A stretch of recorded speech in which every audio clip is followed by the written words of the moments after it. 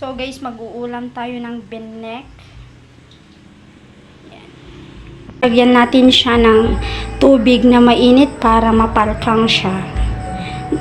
Dapat pagkatapos nating lagyan ng tubig, i-ano natin siya, takpan natin para sa ganun ay magnganga sila. Okay, let's start to put water, hot water. Kasi na makigtot da guys. Umuyo. Nung amin makigtot da guys. Kwa, ate agrikap da narigat danton nga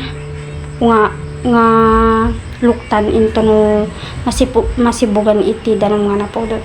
Lalagyan po natin siya ng sibuyas at saka kalamansi.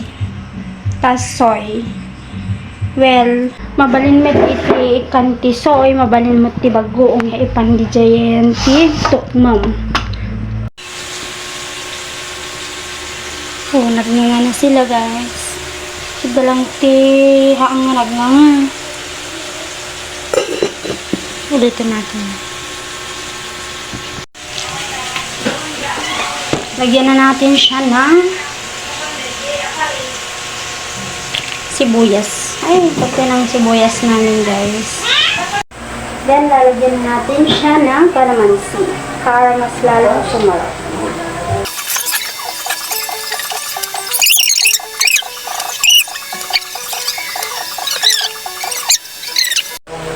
Lagyan na natin siya ng soy.